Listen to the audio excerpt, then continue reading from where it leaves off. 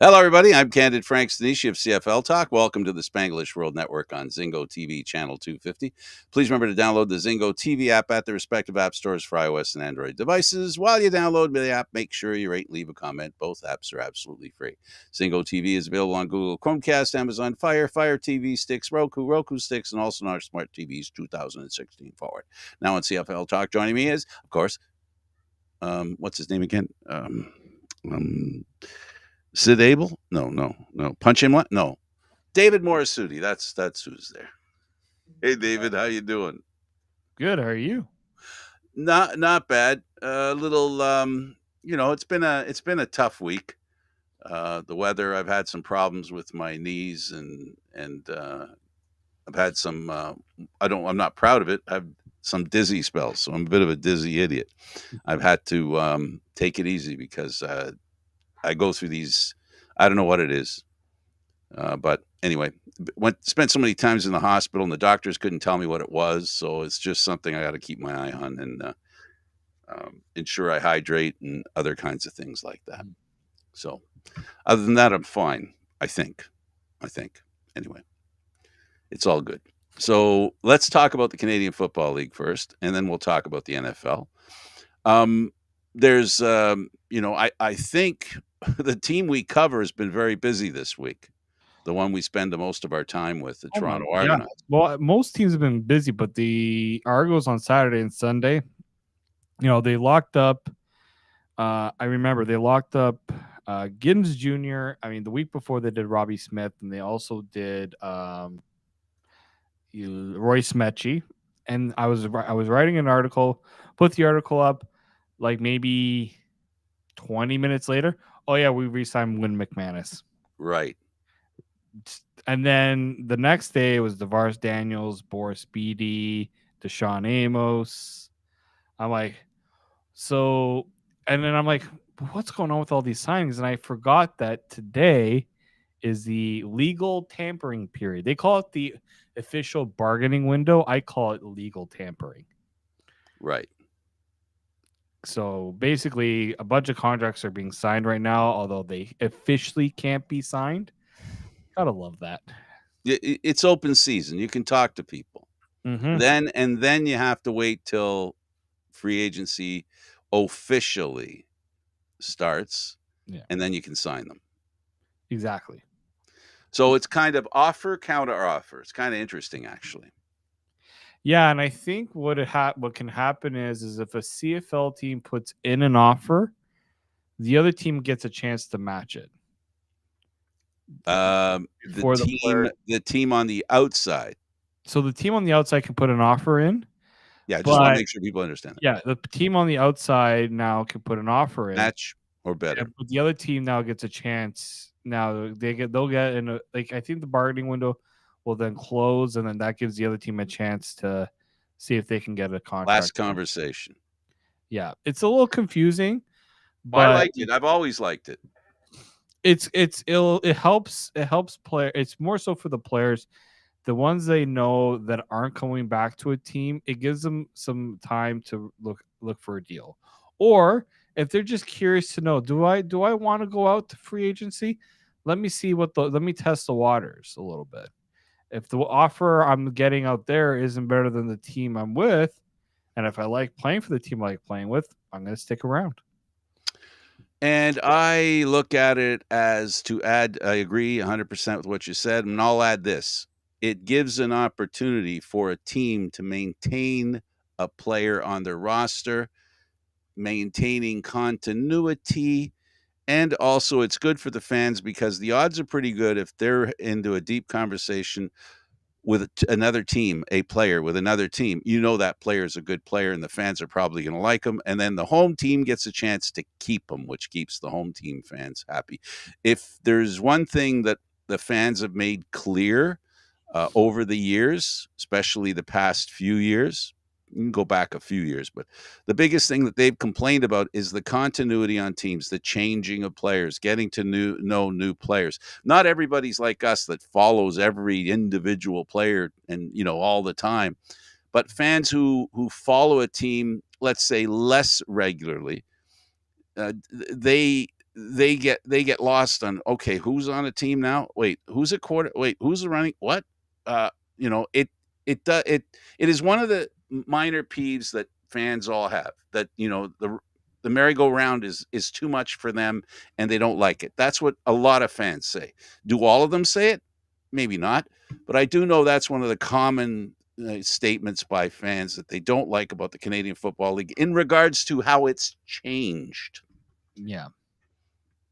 Yeah, and the thing is, when we always talk about free agency, it's the most exciting period, but it's also the most confusing period for fans, right? Because I always say you look at the roster from the previous year, then the current year, and it's like, what a waste of paper to to to print off all the rosters from last year, and then you're gonna print, like, it's almost like a total rehaul in a lot of cases. But I think some teams, I will say this year and past years, teams are really, really trying to keep their current players. Absolutely. They, I think some teams just understand that it doesn't make sense to try to reinvent the wheel if the wheel isn't broken. Yeah, and it's also, if you're not sure the wheel's broken either, because how do people actually know, fans and maybe even people like us, and then the super, the TSN folks who have instant contact with the league and the players in it. Um, do they know when a player is not wanted? There's always speculation, but even they get surprised by players that don't end up on a team, and it's just one of those things where you're used to it. Exactly, right? You're players also have been very vocal about how much movement, because you know what it is too. Some players want to establish some roots where they're playing. They don't have to Yeah. move their family constantly. It's costly to do so, Well, right? it's Like, emotionally a big price. exactly. You know, I know what you're saying about money, but it's also an emotional toll. Yeah, it's not easy. Like, I do feel for the players, because in a lot of cases they're just trying to do what's best for them in their situation, and teams are just like, well, we have a certain budget we have to work with. Absolutely. Bo Levi Mitchell's going through that right now. He got money to move to Hamilton and to find a place. It might not be enough money for what he likes, but that just means that some of the money he gets on his contract will go towards that. Does he buy a house? They don't give you enough money to buy a house. It's pretty much lodging. That's what teams, the calculation, as far as I'm concerned, is enough for decent lodging. And I know it's only 6 months, but still. Well, exactly, right. It's it's tough. Like, I guarantee some teams would like to play, sir, would like to pay players more, but it's just not in the cards, right? Like, you have to be realistic on what teams can actually afford, unfortunately. It's a reality. Let's talk a little bit about the players. You know, I think the most interesting, and I think the most, other than McLeod Bethel Thompson, whom, by the way, we didn't mention, has decided to come back and play, and he only wants to play for one team. So, you know, uh, So he's so how I understand and how it was explained to me is, yes, if he wants to play this year, if he comes back to the CFL, it's only to Toronto. But it seems like if there's an opportunity to go in the states to play in south of the border, he will consider that too. He's not going to guarantee that he's not guaranteeing that he is going back to Toronto by any means. no, but if he's coming to the Canadian Yeah, Football League, which, Toronto gets first well, pick. there's always a hitch, right? There's always a hitch. I mean, Yeah. something could change, but we're talking about intent here, and we all know how far intent goes. Most times, intention ends up being reality, but sometimes intention is interrupted. So but as far as things go, he's happy to be an Argonaut. If he's playing in the Canadian Football League, it is his preference to play in Toronto. And he's a guy that, in my opinion, would love the opportunity. I think I don't know what would happen if you asked him, David. I don't know what would happen if I asked him, but I'm just wondering whether he'd like to be under center when the Argos win their next cup, and he's in winning formation. He Yeah, didn't have that. He didn't have that opportunity this year, this is true, right? He got to right? partake in the celebration, but yeah, I know some players feel a certain thing when they get to be the one that gets the final. Gets the Every little drop of victory is something that every player wants to savor and feel a big part of, of course. right? And That's what we think. I I don't think we're begrudge. right. Yeah, I don't begrudge him at all. Like No, not at all. That's why I'm saying I think it'd be great if he came back to Toronto and get a chance to do what he didn't do last year. He is the main reason under center, 99.9% of the reason why the Argos ended up in the Grey Cup and ended up in a position to win. I've said, and I stand behind it. I'm not backing up on the way it worked out. The Argos might not have won the Grey Cup if he hadn't got injured, and because not because of McLeod and not because of Kelly, but because of the opposition. It worked out. It could have been, it could have been different if that hadn't happened because Winnipeg had Toronto's number up until that point, and they had an excellent chance to win. In fact, I think when Kelly came in, regardless of Kelly coming in to replace the starting quarterback, I think they still had a better chance to win until Kelly did what he did. Yeah. Well, and here's the thing, right? Yeah, the Argos, like I'm sure a lot remember that the Argos were struggling in that game. They in that first half, it was a struggle to get anything going. But then, you know, they made a few plays. I think they had one pretty decent drive, and then it sort of still was not happening, right? Mm-hmm. They get that, and then in the fourth quarter, flip of a switch. Like they only won by 1 point, Yep. right? They didn't come away and win convincingly because they also could have almost lost if it wasn't for the block kick. And I always, I always think when I remember when the kick was blocked, people were celebrating it's over. Like, well, it's definitely not over until the play is dead because you can Yeah. still get the ball and kick it to the end zone and try to get the Rouge that way. But Yeah. yeah, like I think he realizes that, yeah, they want him there, but I'm curious. I wonder if the Argos will truly make it a competition because that's what Ryan Dinwiddie said is he's got like Chad Kelly would have to beat out a veteran to get the job. Yeah. And Yeah. he didn't specify if McLeod comes back that he would be the starter. Yeah, exactly. Okay, let me close out this part by saying this. I want to make it clear that I'm not saying the Argos didn't deserve the win because they did. And the fact is they did win. I'm only mentioning it in the context of McLeod Bethel Thompson had one little tiny thing that I think he wouldn't mind erasing. That's all. In that context, that he would like to be the quarterback to, to go to that point where you're in victory formation. So, we'll see. It'll be great if that happens. He gets a great opportunity. Now, we did mention one guy that got signed. Of course, that was last week, Curly Gittins. You were talking about writing your article. This is a guy who didn't have a really great Grey Cup. He's another person that would love a second chance to show what he can do in the Grey Cup. Yeah, I mean Curly Gittins Jr. It's funny because I think he's arguably the top Canadian receiver in And the one of the league. best, period, full stop. He is, yeah, he's putting himself in the conversation as among the best. In my opinion, I still think Eugene Lewis is the best receiver in the league in terms of his ability to make plays and be the guy. Curly Gittins Jr. is not that far off.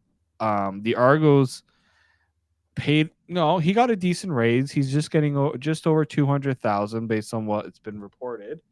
It's still not as much as what Darrell Walker got when he came to Toronto. So, I like it Argos are because doing better in this deal. This is a better deal for the Argos. what I think, yeah, it's a good deal for the Argos because Curly Gittins Jr. is 25. he hasn't even peaked as a football player, in my opinion. He's trending. He's trending up, and I think there's a higher ceiling. If the team were to use him just a tad bit more, just a tad bit more. Let's give experience a little respect here. True. You know, he's going to have last year and the previous year's experience to go into the next season. Yeah, so he's a guy who has something to prove. There's a common thread here. I'm telling you, this is. Then they signed another guy, Devaris Daniels, who didn't have a really good Grey Cup game either. Whom just as much as McLeod Bethel Thompson and any other player on that team during the season, he made plays to help that team finish first. And we all know how important finishing first is to win a Grey Cup. Yeah, I mean that's the Argos understand. I think more so than ever. Yeah, you don't mind having as long as you get in, you have a chance. But why not give yourself the best odds, right? Why have to win 2 games to get the Grey Cup when only 1 is required if you finish first? And then you've got Royce Metchie. The Argos gave a lot up to get him. Yeah. They really did give up a lot to get him. And that in itself was a challenge I see for him that he rose above. It's to go into that locker room where you've got a key player that gets traded and he's replaced, and you go in there, you have a lot to prove, and he proved it. He was there, and he helped that. The DBs on the Toronto Argonauts, their defensive backfield, I'm telling you, very impressive, and he was a key component to making it impressive. Yeah, he had a career year, right? Playing for his hometown team. That's you get that opportunity, you're gonna try to do your best with it, right? I think you know, just talking to him when he came here, he was excited about it, you know, and yeah, I think he understood Cameron. They give up Cameron Judge to get him. The playing rights to Cameron Judge. Cameron Judge was among is among one of the top linebackers. He was getting defensive player of the year talk. So But yeah, I do. And look, Royce Metchie, Curly Gibbons Jr., and Robbie Smith are all 25 years old. Yep, they're the heart of the team right now. The passport makes them such a valuable commodity to the Argos. And each of them, will be impactful next season. And how they played last year isn't a guarantee of how they play this year. But we do know they all have the talent, the ability, and the willingness to work hard and be a big part of a team. So that they've got that going for them. Then we've got Boris Beatty signing, who over the long period, an incredibly great kicker. He's proved to be human the past couple of years, but the one thing he's done when he's proved he's human, he also has proved he's a professional and able to rise above some of the kicks that maybe people with a little more insecurity would have allowed it to create a real problem in their head and moving forward have difficulty kicking. His experience, his success, his ability has allowed him to erase mistakes and end up coming up big when it really matters. And he came up big a few times in the season. Another player that I can say without doubt, first place doesn't happen without him. Well, he had it's funny because he had a career high in field goals made, but he also had his lowest field goal percentage. So he's been asked to do a lot on this team. Yeah. He is being asked to do a lot on this team, but I don't think he sees a problem with that personally. He wants to be that guy. I always liked the move because kicking is such a touchy thing in the CFL because kickers kind of fluctuate year to year, right? They have their ups and they have their downs. But I've always respected what Boris Beatty not only does on the field but off the field with the team as well. He's kind of that guy that kind of keeps things loose, keeps things, he keeps everyone in check as well. So Yeah, I wasn't surprised that they brought him back just because I don't know if there were really any other kicker would have like if I could have thought of any other kicker that would have been available. And then finally, Deshaun Amos. Yeah, just another solid player, right? Part of the Calgary mantra of guys that they brought over who you talked about the secondary. You know, he had his ups and downs. There was the one game against Hamilton where he didn't have his best game, but in that Grey Cup, they all played key parts, right? They all kept Winnipeg in check. So yeah, it wasn't surprising to see that he was being brought back either. Absolutely, and he proved to be an important asset. And being an asset like that, it's not easy. It's not easy being a pro and playing consistent. It's the toughest thing and the biggest ask that organizations have of their players is consistency. It's very difficult. It requires a lot of commitment. And this Argo team, I think we all, those of us that followed him very closely and the fans who follow him, really appreciate them. I mean, I think we all appreciate the work that they did, and we appreciate who they are, and we appreciate how they worked so hard. And most of all, this is gonna be my last thing about the Argos, and we'll move on to the NFL. Um, the most important thing is this is a team that worked on alpha males on the team, quite a few. There were quite a few players here who were very, um, I'll say opinionated, and had opinions and had beliefs in themselves and how things should be done. And they started the season with conflict after conflict after conflict, and suddenly they did something good coming out of conflict, which to me, in the world of people and relationships, um, I admire that when people work out issues that they have together instead of running and hiding or doing something that is um, anti-beneficial, if you know what I'm saying. So yeah, I'm proud of what the team did, and as a person who covered it, I had concerns at the beginning of the season, and they proved to me that they were a mature group of guys led by intelligent, mature leaders, and not only in the locker room but also, you know, above. They did a great job, and that's what teams have to do. They have to go through the process of a season and work towards the goal that is common to them. Yeah. No, they all checked their egos aside. You know, when it came down to it, and look, this was a team that were having fights on the bench and along the sidelines during the year. There was some growing up that needed to be done, but they got the job done. They sure did, and they're well worth the price of admission this year. And again, they won another, the second year under Pinball Clemens. They won another division title both years that he's been in charge. They win the division title, and then they turn around and one of those 2 years they win the Grey Cup. I think when we talk about a plan that a team has to win, I don't think this one happened in a very long stretch. No, no, I don't think either.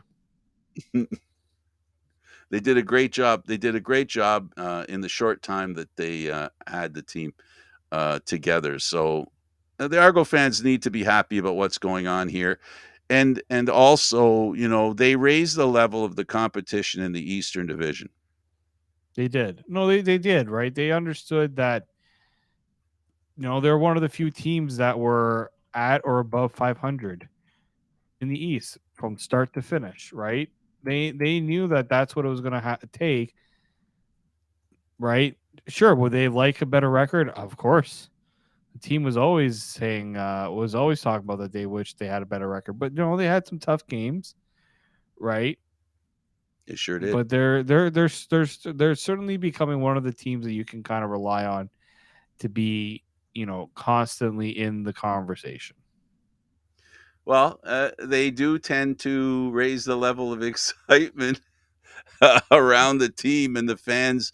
The fans in Toronto have spent a lot of years, especially before pinball came, where it was becoming a little bit of a chore to go to the game. It was a bit of a problem. The team was not playing well. So, considering what Pinball Clemens and the organization did in the short time that they did a masterful job. And these signings support the idea that they're planning on doing it again. These are all key players that mean a lot. As I said, you know, they got these guys, whether they played well in the Grey Cup or not, has relevance. Don't let me soft pedal playing well in the Grey Cup, but you got to get there. And we talk about the saying that you need the team to get you to the playoffs and or to the championship, Yeah. but you also need the team that can win it for you and win in the playoffs. So they were fortunate enough to have both those characteristics on their team, and all that credit goes to every single person, right down to the trainer and the Toronto Argonauts, and every time a team wins. Of course. Of course. So good for them. All right, let's switch gears here a little bit, and there's some important football being played. It's being played, of course, down south. It's going to be played in Phoenix, Arizona. It'll be the game that everybody's anticipating every year, the Super Bowl, and of course, there's all kinds of things that are involved in the Super Bowl. It's not just the Super Bowl; it's the halftime show, and of course, it's it's the commercials. Now, I'm not well versed on the commercials, and I know a little bit about Rihanna. Rihanna.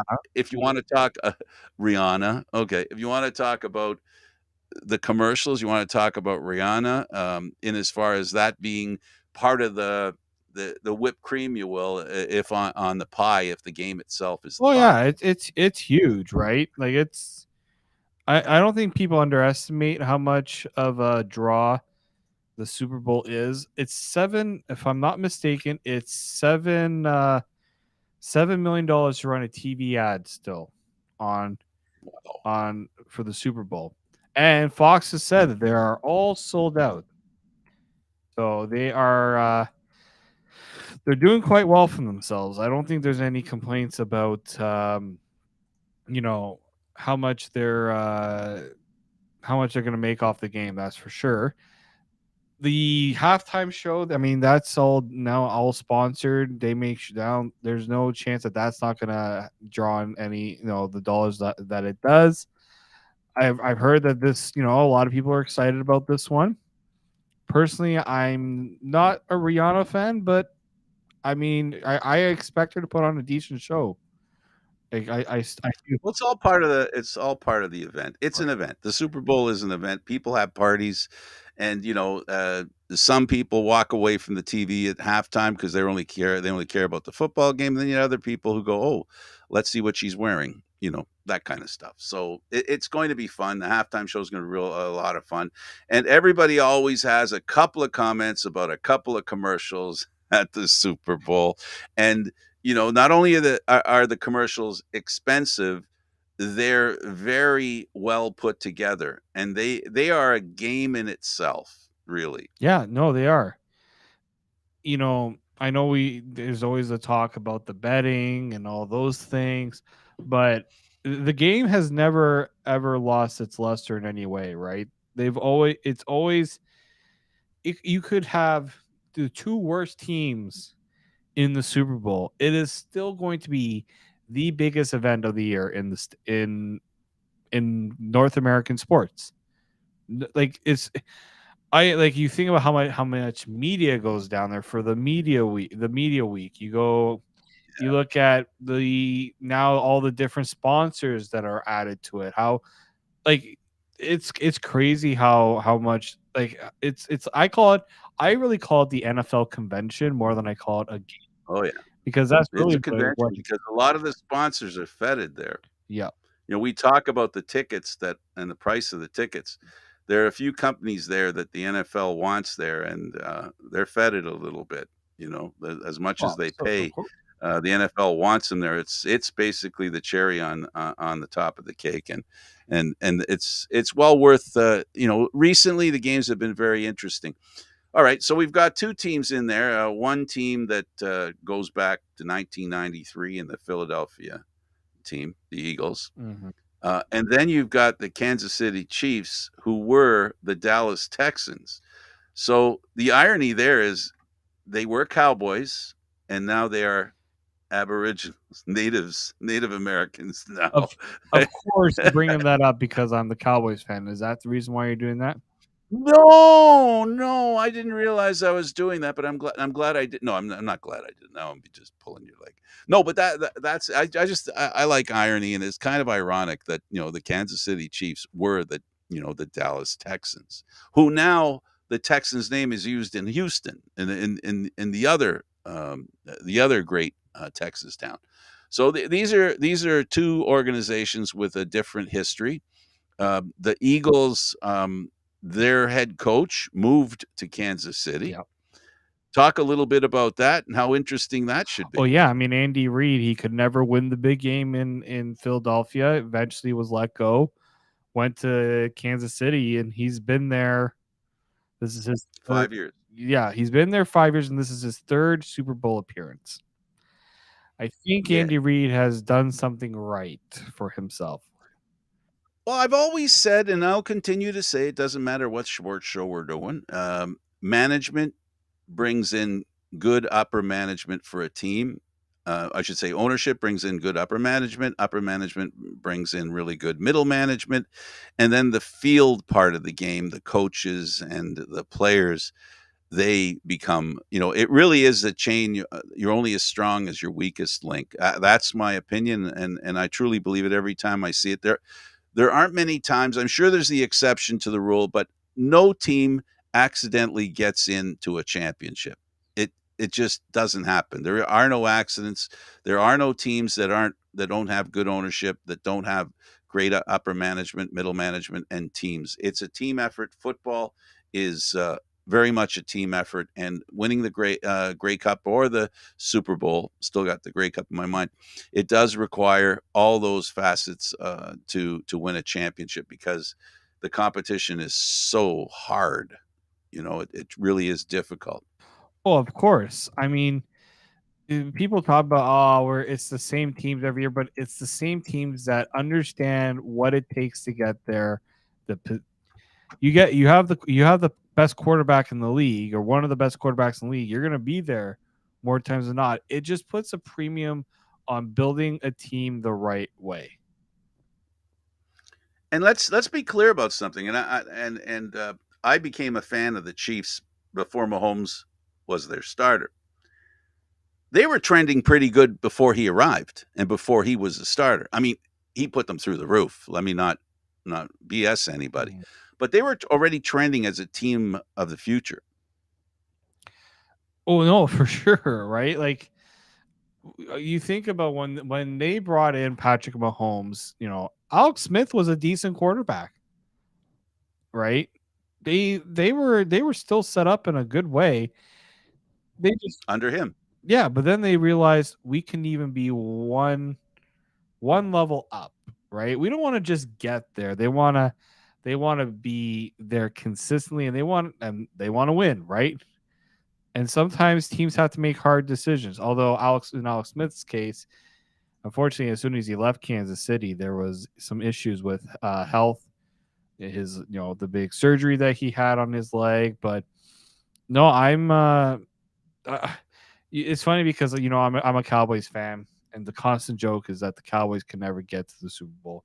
Dallas can never win in the playoffs. It's the idea of being able to say we have to change drastically. We have to change something. And that's what Kansas City did. They weren't afraid to go with the young quarterback. They weren't afraid to give Andy Reid, the guy who was the he had the reputation of being the playoff choker, the guy who could never get it done. They stuck with him, and they proved they invest in the people, and the people won't let them down. And let's be clear about your point. I want to highlight this as well. Um, in the organization, I talked about chain only as strong as its weakest link. They felt that they needed, and they did their best to get a quarterback that could help the offense in a way that Smith could not, and that wasn't enough. And recognizing that issue and making the improvement, which, by the way, many an NFL team realized, Mahomes and his type of quarterback. By that, I'm talking about mobility and also the ability to make great plays out of broken plays. Because if there's anything that Mahomes has brought to the table, more than anything else, it's that when he's in trouble, he can get out of trouble and then turn it into a positive. His career is filled with opportunities where teams have had to pin him back, and somehow he magically escapes and then makes an incredible pass to boot. So we're not talking about just one excellent move. We're talking about doing a chain of things. In the Canadian Football League, you would look at Zach Caleros in the same kind of light, in the CFL version of what I'm talking about, Mahomes in the NFL. And he's exciting to watch. So, you get everything there. You get a player that wins for you. You get a player that fans love watching, and you get a player that the teammates rally for because they see what he can do. And that kind of confidence is something that every player, they get washed in that sunlight that he creates. Every team needs a number one quarterback. They need a guy to. We saw in the playoffs what happens when you don't have a quarterback, and one that shouldn't even be in the game. The team just all of a sudden is not in it. We saw it with San Francisco. You Yeah. have to have a team, yes, but without a quarterback, you don't have much. Right. You can. It's funny because everyone says, "Oh, San Francisco is the systems team." You can plug anybody into the system and Eh, they're successful. eh. I think you still need to have a quarterback that can make plays Yeah. in the system. Like the system's only good as the parts that are all working together in that system. So while I give San Francisco credit for having the good system, I also saw what happens when the system goes up against the immovable object that is Uh, Patrick Mahomes. In that Super Bowl, people are like, "Oh, Patrick Mahomes just isn't it. Can't, we're not sure if he can get it done. Big game." What does he do? He brings he starts to make plays. He makes I think it was like just one big play that he made that seemed to just set the chain kind of get everything else to align for him and to win that first Super Bowl that he won. yeah. And And, then and yeah. I'm sorry. Go ahead. well, Go and ahead. then he Go ahead. gets humbled by Tom Brady in his second ever Super Bowl. You see, this is where you beautiful, because this is where I was headed, and as far as I'm concerned, Kansas City has a quarterback that's not going to lose the game. The other team's going to have to beat him and them. And when you have that kind of quarterback, that kind of team, that if they don't beat themselves, they'll win. We've seen Kansas City fall short, but not very short in the short time that Mahomes has been there. We talked about it before. You talked about them winning the Super Bowl. We talked in previous shows about the fact that the only two playoff games or conference championships that he's played, he's lost in overtime. He's never lost in regulation. I mean, these are facts, numbers, statistics that tell you that this guy keeps you in the game. And that's why a quarterback is so important. He keeps you in the game and he gets you into the game. And he's a marvel to watch. And I'm grateful that the team I was rooting for, he joined after, because when he came, because I could live the life of being a Kansas City Chief fan, because I am a little bit. I can't imagine how wonderful it was. I can actually imagine how wonderful it was for all those fans in Kansas City who went, "Wow, we're getting a really good team." And then they went from a quarterback that was a pocket passer to this guy that works magic. I mean, how much fun is it to go to the game and watch that guy play live? How much fun is that? Well, I mean, it's fun when your team's not playing against them. That's the first thing, Well, right? that goes without saying, yeah. Um, yeah, I mean, this is why certain teams take the chance and they pick the quarterback early, right? They some teams are like, you know what, we feel like we can wait and get a quarterback just a little later in the draft, right? We can be patient a little bit. Well, patience can only get you so far.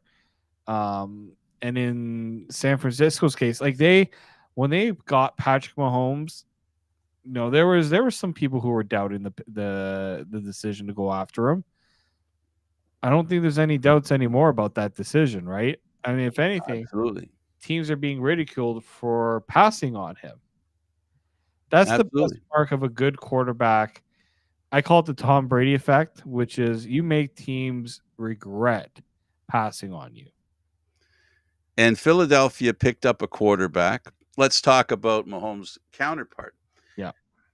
When this guy plays, he can make sure it hurts because he is really good. We talk about Mahomes and his ability to be, to be his escapability. Hurts another level. This is a guy who depends on doing that. He does. He does. And they also realize we need to get someone that he can throw the ball to. The move to get AJ Brown, first off, Wow. the worst decision made by the Tennessee Titans. Like that team was never the same when they traded. You don't trade a number one wide receiver and expect your offense to be okay. And I was so mad about that trade because it made the Philadelphia Eagles good, and as a Cowboys, It's a reverse domino effect. yeah, like I was I knew what that deal was going to do for that offense. Now, Jalen Hurts, in my opinion, he needs to win this game and he has to outdo Mahomes to prove something. Because I feel like, and Brandon Ayuk actually, the 49ers receiver, kind of said it's been easy for the Eagles. Mm. Now, that's fuel that Kansas City kind of wishes was never said. Like you don't want to give add any more, any more reason for the opposition to feel like, oh, they think we got there easily. Well, we'll show them. Yeah. But Yeah. yeah, Jalen Hurts, when Challenger he was football player. Go ahead. like a former Alabama quarterback, went to Oklahoma. When he was drafted, a lot of people were questioning that pick. I was one. I said, go ahead, make that pick. I don't care. That's many people didn't like it, Eagles fans included. And so he's gotten them to the Super Bowl. You can't argue against what he has done.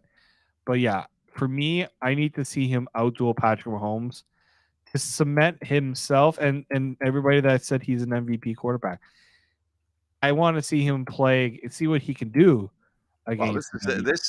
this is the stage to do it. I mean, it doesn't matter, it doesn't matter if it doesn't happen here. This is where you establish who you are. I mean, part of why we talk about Mahomes the way we're talking about him is because, how he got to the Super Bowl and won them a Super Bowl, and everything else that happened around that looks like how he won the Super Bowl reminds us of how good a player he is. Hurts has that opportunity. He really does. No, he does. And like Philadelphia hasn't seen a lot of success in the playoffs. It seems like an NFC East thing, minus the Giants. But Ooh, the East has had some bad seasons in the NFL. they The have NFC East. very painful. I call it painful years. But it doesn't Well, hurt. they're a lot like the East Division of the Canadian Football League. Yeah, I guess you could. I guess you could say that. The same history, and in fact, they're following the same track. Because the last few years, Eagles have been really good, and the Eastern Division has at least brought in teams that can dominate the rest of the league. And have a great, not good numbers: 13-3, 13-5, 14-4. 15-3, those are the numbers you didn't usually see from a CFL Eastern Division team. So we're seeing that kind of stuff now. But we are. Philadelphia is the same. Yeah, yeah. Like Philadelphia, the last they have this they have this big season in 2017 when they won the Super Bowl, beat Tom Brady to win their first Super Bowl. Then it was like a friend of mine that I know is an Eagles. Like I've heard some Eagles fans say, I don't know if we'll ever get back there. Like I'll enjoy this because it took so long to get there. I don't know if we're ever going to get back. Oh, And they won a championship recently. It's not like Philly fans got a lot to complain about. How many teams wish they could say the last 5 years they won a Super Bowl? This is true. This is very true. I wish I could say So, I saw my team ever play in a Super Bowl because I have yeah. not seen that. So, yeah, I think Philly fans are definitely excited. They think that their team has obviously a good chance because of what they have accomplished this season, right? They've been pretty good. I'm not gonna lie, they've been good. It's just I want to see you want to be shown just without a doubt that they can pull it off in the big game. So, do you think if we were to, you know, is it the which defense do you think has the biggest responsibility in this game? Oh, I'm.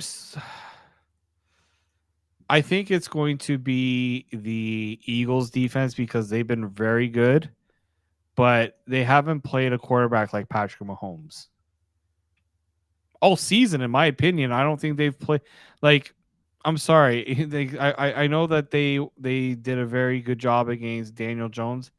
Daniel Jones isn't Patrick Mahomes. Like I don't think Eagle fans. I think Eagle fans understand that this team still hasn't played that top caliber QB yet, and that's something I want to see. Can they get the job done? Can the Eagles defense get the job done? The Kansas City offensive line is going to have a very tough time, as we saw with San Francisco, who had one of the top offensive lines, and it didn't look like that in that game. So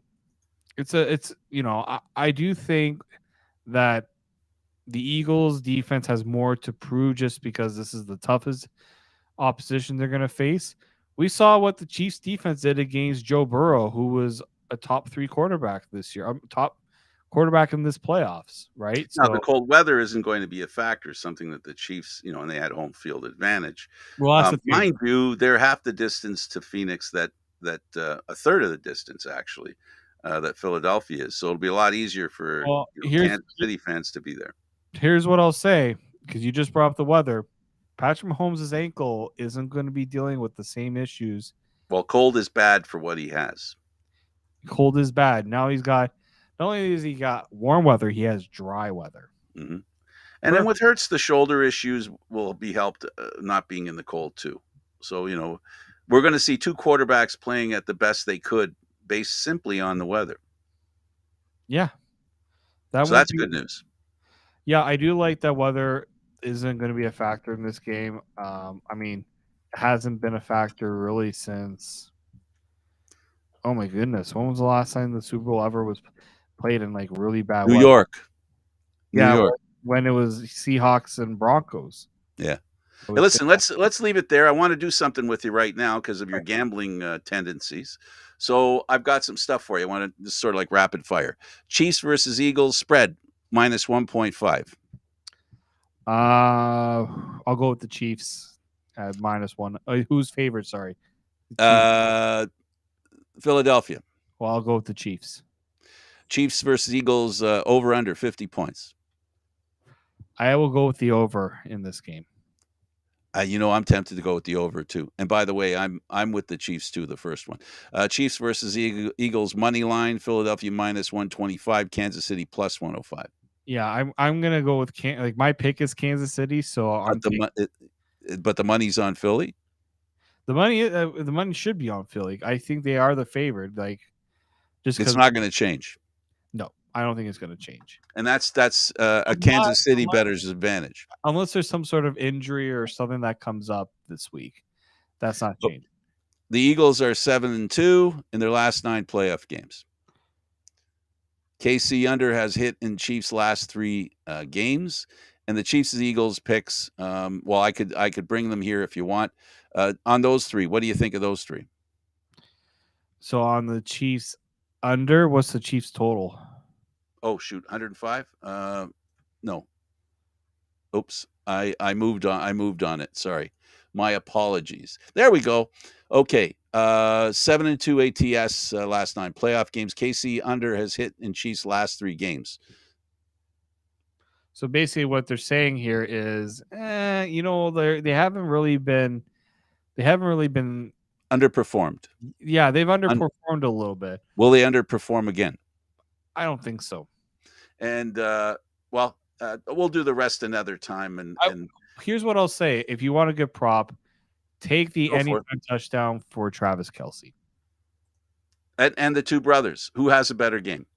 Well, it's kind of hard to because one's offense, one's Travis defense. Kelce is gonna. I think that- he's gonna be the. He's good. He could be a deciding factor in this game.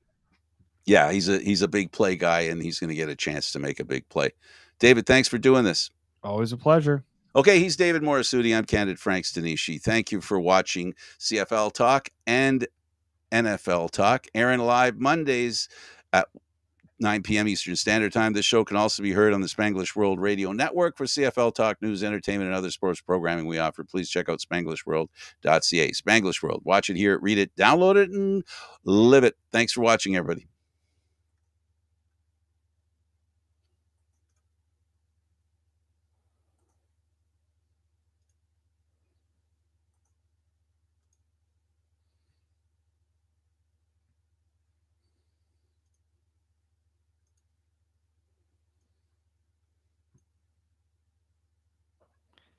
Want to keep going a little bit more?